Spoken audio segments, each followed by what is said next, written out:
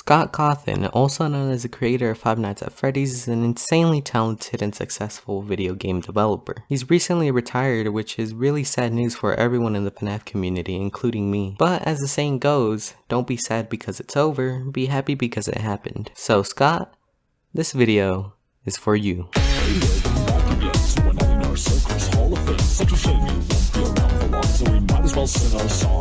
So basically you have another 5 loading minutes, no flights, no fights for the vicious cycle controlled by an evil insanity. Profanity has no vanity.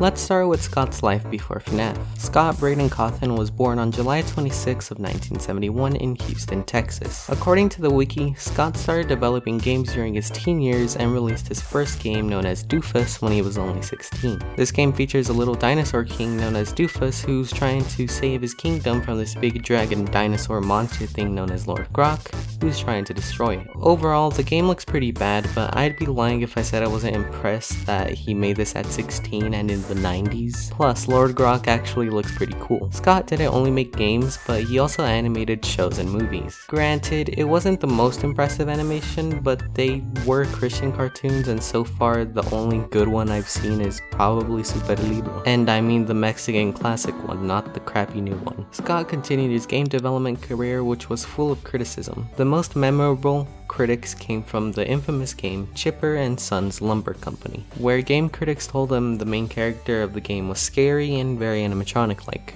You can probably see where I'm going with that.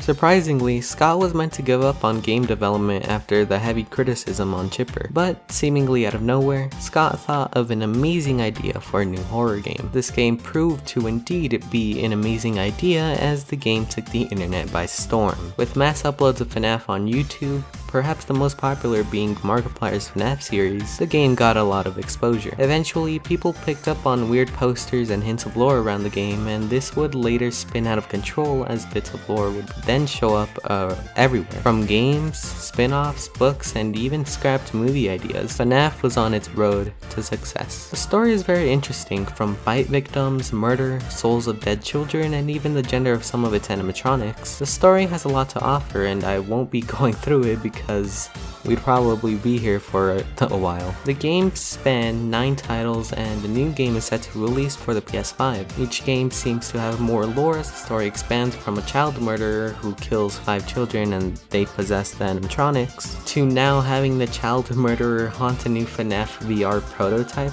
Oh, and his soul is also trapped in hell. Yeah, it's a weird one. If you're interested in the story, I suggest watching Game Theory's FNaF series or this video by Dako.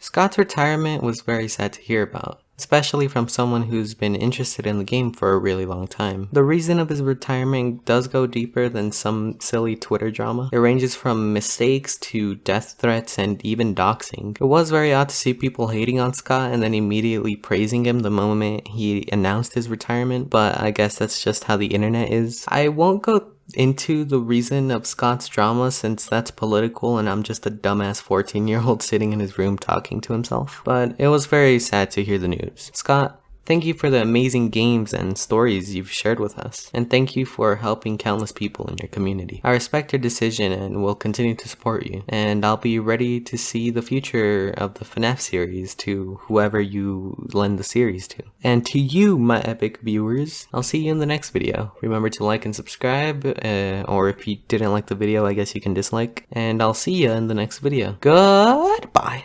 Okay, Boomer. Whatever you say, Boomer. Okay, Boomer. Okie dokie, Boomer.